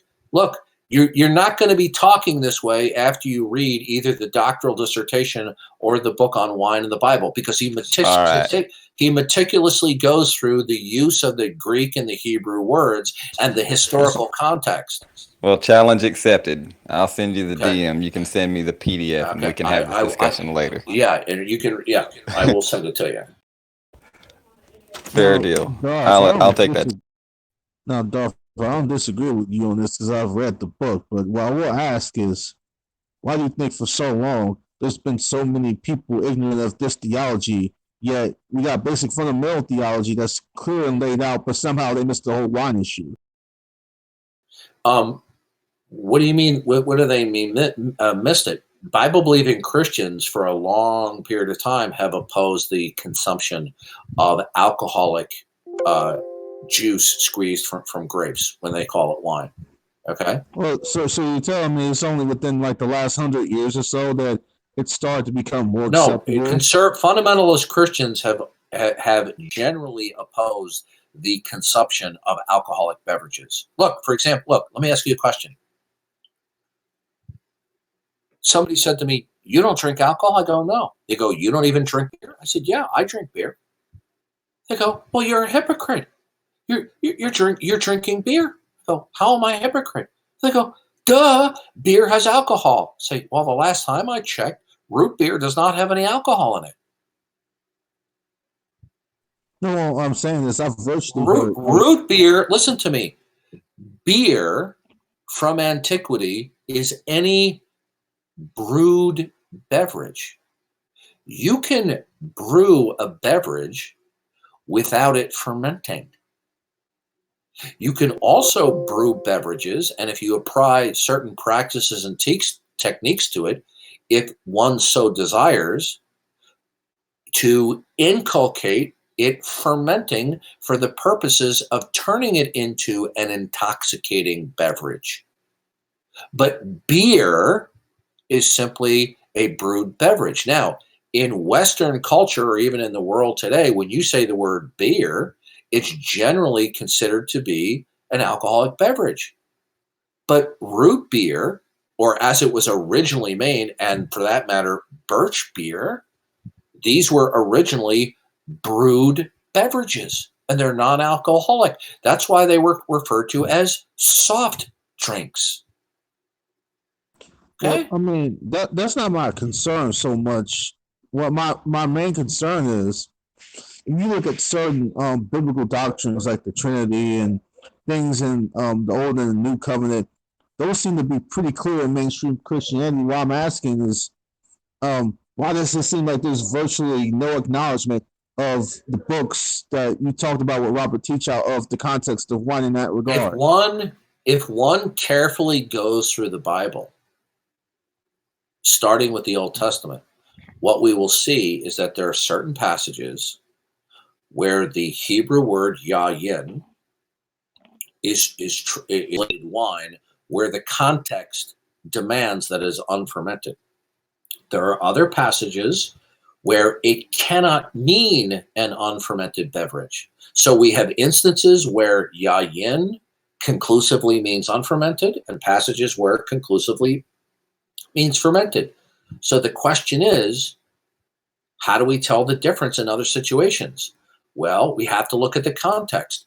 For example, in Proverbs, it condemns the use of wine, people in drinking intoxicating beverage. And then in another passage, it tells you, give wine, intoxicating beverage, to somebody who's dying to alleviate their suffering when they're dying. Okay? So will we not have a reasonable expectation that like some of the biggest names in Christianity today would reference this research and say that we're in error on this subject? I think that many people are not, because we live in a Western culture where we are alcohol and booze crazy, that a lot of Christians aren't really interested in it, or they overlook it. Okay? The fact of the matter is, we are commanded to be like God, to be sober-minded. To ingest alcohol for non-medicinal purposes is to inculcate non-sobriety. The mistake that Christians make is they want to confuse drunkenness with slurring your speech and tripping over your feet. Intoxication, we know scientifically, right? And we know through research, intoxication occurs long before there are visible signs. Okay? And in fact, we have DUI laws in every country, every state, about where it's illegal, where you're driving while intoxicated because you have alcohol above a certain limit. Many of these people show no signs of intoxication. And according to some evangelicals, they would say, well, he drank, but he's not drunk. But according to the law, they're drunk. Well, I would find it disappointing that like a lot of fundamental evangelicals have deliberately ignored that. It is a big disappointment. Had they taken the time, like Robert Teachout, to go methodically through every usage of wine in the Old Testament and compare and contrast not only the Hebrew, the grammar, but the context, and then to draw an analysis from that, they may not have come to these conclusions. Many of these conclusions are simply a capitulation to the culture, whereas most people's attitude, well, it's okay to drink alcohol as long as you don't get drunk. How about somebody comes along and says, you know what, Tonlock, as a Christian, let's say they live in Colorado or some other state where pot is legal. Say, you know what, it's okay to smoke pot as long as you don't get stoned. What are Christians who approve of drinking wine going to say to somebody who lives in Denver or Colorado, say, Well, it's okay for Christians to smoke some marijuana as long as you don't get stoned. So why do you think fundamental Bible-believing Christians would capitulate on things like alcohol, but they don't capitulate on things like homosexuality, abortion, and things like this? Why is alcohol? There are many Bible-believing Christians that have always taken a teetotaler stance, that they advocate for total abstinence. Yeah. And by the way, you don't have to be a Bible scholar to recognize that you can have fermented grape juice and you can have unfermented grape juice. Oh, yeah. If I walk into a liquor store tomorrow or a local wine store in my community and I say, I'd like to buy a present for my uncle, right? But I would like it to be non-alcoholic wine. Do you have any such offerings here? They go, oh yeah, I can go online right now and I can find wine that is non-alcoholic. Gee, how'd that happen? And they don't call it grape juice. They call it wine. I can go into my supermarket and I can buy a variety of, quote, beverages that are similar to champagne, but it doesn't have alcohol. It's called sparkling cider, but it doesn't have alcohol in it. Ooh, how'd that happen? I can go and buy beer that doesn't have alcohol in it. Okay? You can buy non-alcoholic beer. I can buy birch beer. I can buy root beer. It doesn't have alcohol in it. Beer is a brewed beverage.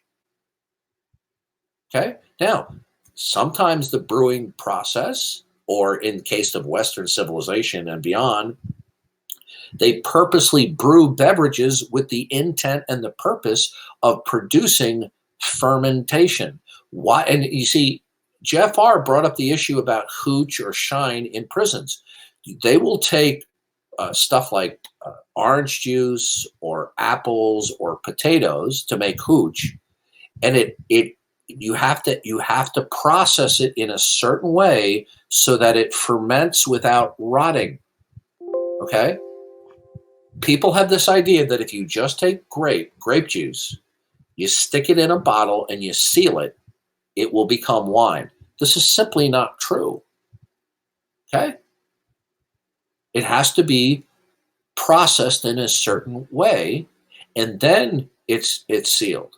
Now, the primary method preservation of grape juice in the Old Testament, when they squeezed the juice of grapes, was the boiling of the juice. What happens to alcohol when you boil liquid? What happens to the alcohol? Anyone know? If there's any alcohol in it, and by the way, when they squeezed the grape juice, they didn't have modern methods, distilleries. They had to process it quickly or it will begin to rot. And the way they did it is they boiled the juice into a syrup, put it in large jars, sealed them. And then when it was time to use it, they brought it to the marketplace and they reconstituted it with water, and it had to be used quickly lest it rotted. Right? They didn't have the modern wineries or distilleries like we have now. Okay?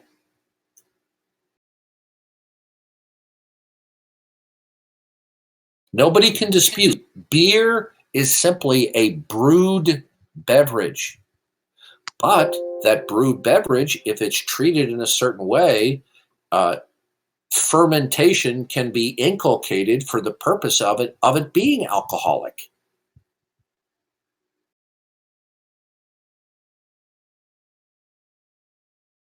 When it says, be not drunk on wine, right, but be filled with the Holy Spirit, Paul is warning against Christians who would participate in using or purchasing grape juice that was fermented. But if you don't hold to the position of total abstinence like I do and other people, right, then you're going to try to interpret the passage, be not drunk, meaning, oh, it's okay to drink as long as you don't start stumbling and slur your speech. But we know that that's false because intoxication occurs long before you slur your speech. Because if what I just said isn't true, then how do we bust people for DUI when they pass a field sobriety test and they're not slurring their speech? But they're still nailed for drinking and driving, where they're drunk drivers.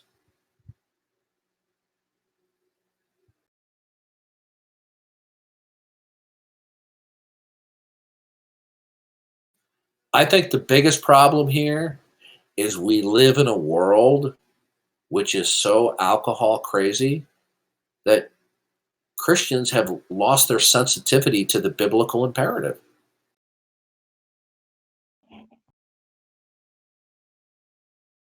I mean, does anybody imagine that if they were all drinking wine that had alcohol at 9, 10, 11%, right? They're all drinking, having a good time, and then Jesus fills up the large jars and, have another round. Was Jesus really, did he really produce a product that is facilitating their being intoxicated? Is that what you people believe? I don't. Darth, what about that verse Jonathan just sent about spending money for whatever your heart desires, for oxen or sheep or wine or strong drink? Right. Okay, so this is a translation issue, right? I would have to pull up Robert Teachout's doctoral dissertation, and this is a translation issue of the translators, okay? Robert Teachout says that the words here in question are referring to brewed beverages. He takes issue with the way they're translating it, okay? Okay, thank you. Listen, I love the New American Standard, but no translation is perfect. What we have to look at, what is the Greek or the Hebrew word? And for anyone who's interested, if you want this book, Wine and the Bible, which gives a condensed version of Robert Teachout's doctoral dissertation, he goes over these passages where it seemingly in the English gives approval to fermented drink. And he says the word that is translated strong drink, the Hebrew word is referring to a brewed beverage, but it doesn't necessarily mean something alcoholic. This, again, as much as I love the New American Standard, shows that we have to be careful. We always need to cross-reference the English with the Hebrew or the Greek. And sometimes certain ways of thinking, societal ways of thinking, people can impose something upon a word in the Hebrew or Greek that really isn't there. Look how people come across the wedding feast of Cana, and they said, listen, it has to be fermented because he says that this was the better wine. And everybody knows that aged wines are better. This is an anachronistic method of exegesis.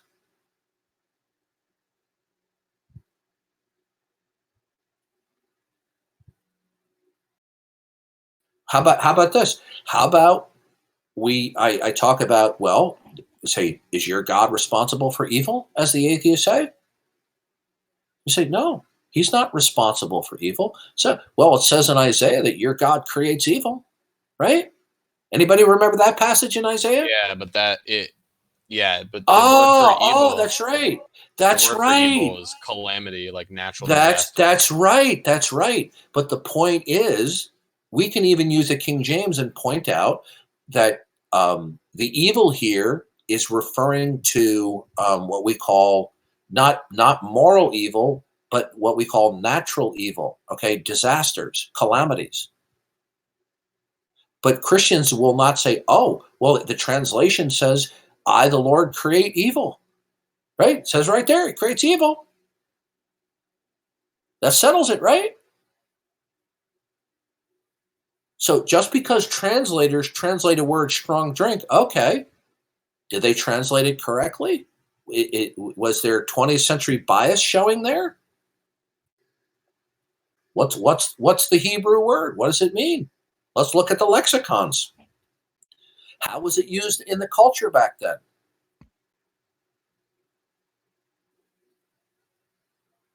If the word refers to a brewed beverage, then it doesn't necessarily mean an intoxicating beverage. Now,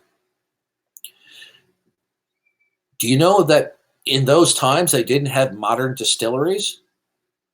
So that any brewed beverage that was permitted to be fermented would be strong drink.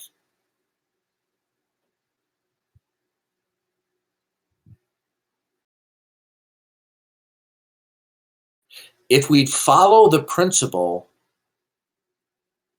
that we are to be like God and he commands us to be sober-minded, then the idea that the Lord approves of us consuming intoxicating beverages which inculcate non-sobriety is inconsistent. And then the canard of saying, oh, well, you can consume intoxicating beverages as long as you don't become drunk. This is ridiculous. There's a reason why people drink wine and beer in the West and in the United States. There are plenty of beverages to drink that don't have alcohol. Yeah, that's right. He was accused of it. Okay. Now, the question is, when he refers that he was a drunkard and a glutton, does that mean that he was given to, just partying it up and drinking and eating? Or are they accusing him of ingesting intoxicating substances? Okay. See, this is one of the most difficult issues that I have to deal with Christians, because they're so accustomed to the way they're thinking that they can't think otherwise. Well, it says wine. It says wine. It's wine. This is like the Jehovah's Witnesses. It says, look, it says he's the firstborn of all creation. Look, it says right there. Then the atheist, oh, look, it says God created evil.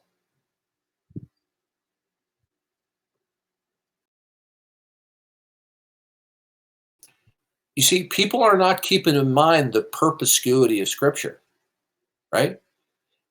If we say that God approves of the ingestion of fermented drinks, okay, this conflicts with the command to be sober. And somebody says, "Oh, well, you can drink alcohol, so you don't get drunk." If you take one glass of beer, one thing of one can of beer or one glass of wine, you've already begun the intoxication process. Why do you think people drink alcoholic wine? They want to get a buzz. They want that happy juice. Do you know what? There are people who go to parties in this country, in certain communities, and they may not sit there for hours on end toking on a joint. They might take 3 or 4 puffs and go on their merry way in the party. Amen. Is that okay? Because if we're going to say, oh, it's okay to drink fermented wine as long as you don't get drunk, then what are you going to say to somebody who goes, well, it's okay to take 2 or 3 tokes on a joint as long as you don't get stoned, right?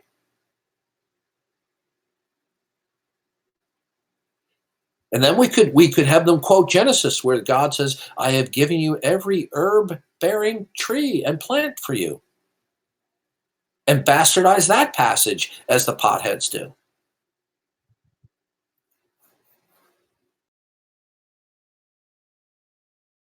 It is unthinkable that the Lord of glory himself ingested intoxicating liquids. It's unthinkable. It's inconsistent with the perspicuity of Scripture. Just simply going, well, it says wine. It says wine. Look, it says strong drink. It's just like an atheist going, look, it says I create evil. Or how about this? It says, I hate Jacob have I hated, Esau have I hated, Jacob have I loved. God hated Esau. I mean, this is a simplistic approach to the passage. The word hate and love is a Hebraism, meaning to choose one and not to choose one. It is to favor one and not to favor the other. This is a Hebraism. But if you're not carefully, you can wrongly divide the word of truth and say, well, look, God really hated Esau.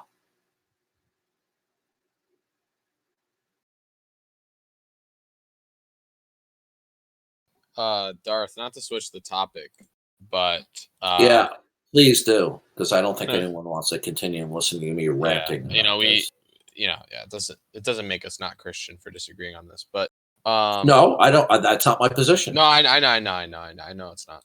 I'm interested in it. Well, if you are, send me a DM. Okay.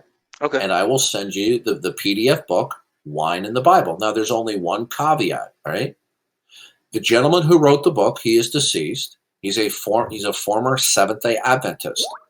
But the book is so meticulously and carefully researched that it was endorsed by Bible-believing Bible scholar Robert Teachout, who did his doctoral dissertation on wine in the Old Testament and the Near East. So in spite of this guy's, background as an Adventist, the book is very carefully and meticulously researched and is basically a kind of condensed version of the dissertation. So send me a DM and I'll send that to you later. Go ahead, Jonathan. Oh, well, it's not really like a huge topic change because it's like I was watching this video and I hold on, my headset went. That's good. I think Darth will be interested in that.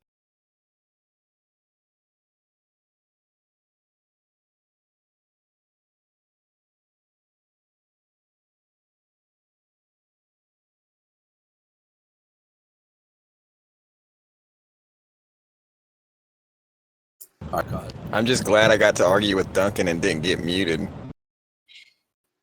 Oh, I almost banned you, baby. So I posted a video in chat, Darth, and I was watching it, and Kathleen Tanner, who I'm sure you're familiar with, claimed that you do me a favor. Do me a favor. Just say Tanner. Do me a favor. Yeah. Don't dignify that pervert who is a male transvestite by attributing a female name because he uses it. I thought he changed his name. Who cares? I still call that dude Bruce Jenner. I'm not going to call him by his legally name changed. I'm not going to dignify his perversion. I'm not required to recognize somebody's legally changed name. Well, all I was saying is this dude, this tranny at 51 minutes says that you've never read the Bible and you don't understand the Bible. Well, yeah, this is Tanner is a male transvestite who has regularly performed pornographic sex scenes in order to make money. Okay, were you aware of that? Well, I don't like the person. No, I wasn't aware of that part, but I know that they were. Okay. Well, it was exposed a year or two ago. This individual was also arrested for a sexual assault on a minor. I know that part. Okay, right. Well, all the while claiming that he pulled the pants down in order to discipline the child who was visiting. Okay. Now, this is somebody who is a sexual pervert and deviant. Now, by the way, this individual claims that they are a Barthian, a follower of Karl Barth. Okay. Karl Barth, although he was an immensely brilliant theologian, his theology was also unbiblical. Okay. And this is who Tanner aligns himself theologically with. Do you think he understands the Bible well? No. He was talking to someone named Preferred. I've seen him in here once or twice. Yeah, I know Preferred. Preferred's a good guy. I would not waste. Once somebody has reached a particular state of reprobation, it's time to stop talking with them. And by the way, Tanner only started studying theology after Tanner got smacked down in a debate on a Google Hangout when he first met me. He didn't know what the hell he was talking about.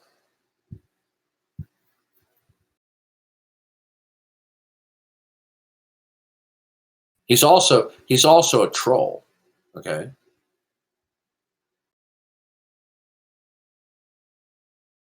Pay no attention to the trolls.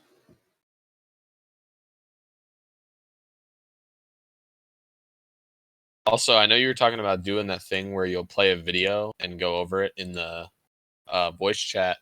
You could also do, I know you said you're not open to the idea. Well, not that you're not open to it, but that you're not right at this point in your life going to do YouTube. But if you ever do YouTube, that would be a thing you could do for your channel if you make one. Yep. Mm-hmm.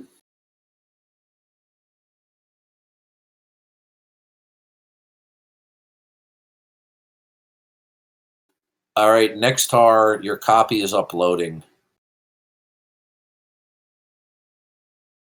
You're next, J4. Okay, thank you.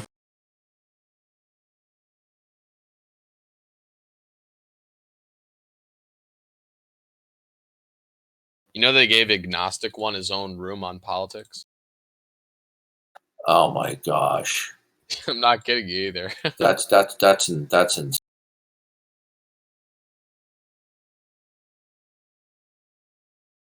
There was a well-known Christian that I was talking to who was giving the typical line that Reformed evangelicals do about the issue of wine. And I said to him, when they squeezed the grapes, how did they preserve it? He goes, well, I don't know.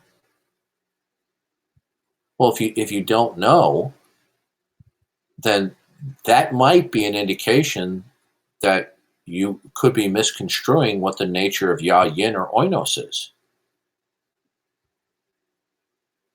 Robert Teachout's doctoral dissertation blew me away because he showed definitively that there are many passages where Yah, Yin cannot mean fermented.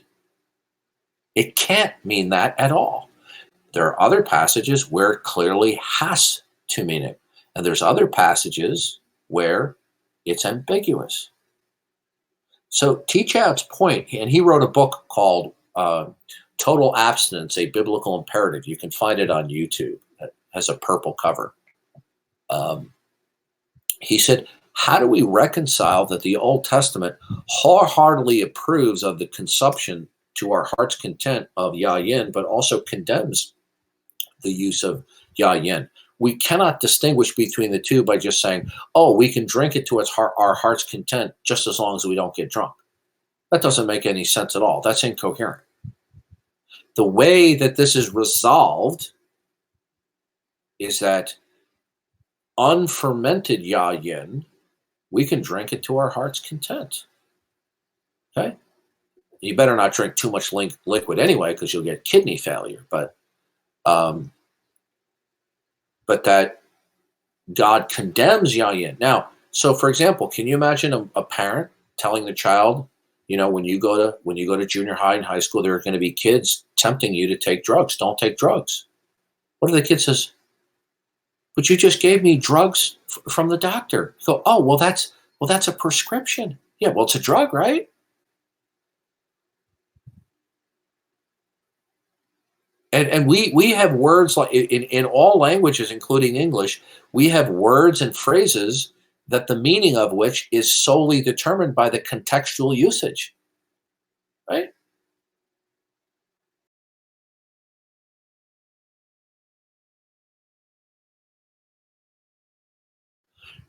What if somebody came in here tomorrow and told you that Duncan Atheism uses drugs? Duncan Atheism is he's a druggie. He uses drugs. And then you say to me, well, so-and-so accuses you of taking drugs. And suppose I say, oh yeah, I take, let's say I take Lipitor, and I take such and such medication for high blood pressure. Now I don't take that, but you say, yeah, I do take those drugs. But we would clearly see that there's a contextual difference between taking drugs and taking prescriptions that are drugs.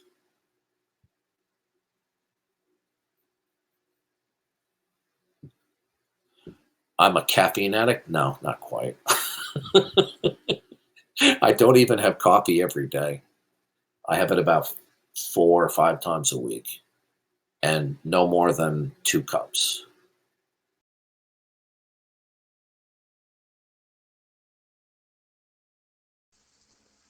Jeff, I'm going to send you the book.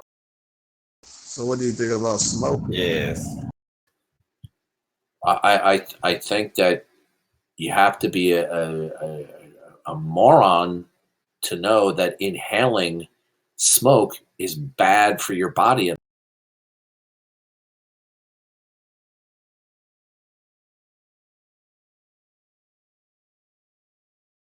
So smoking isn't the same as drinking alcohol. It's a different thing. Are you?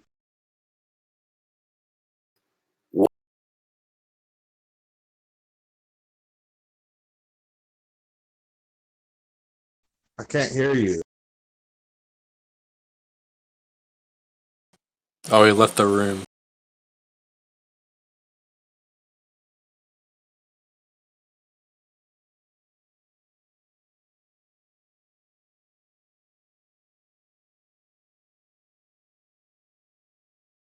I think Darth might have DC'd or something.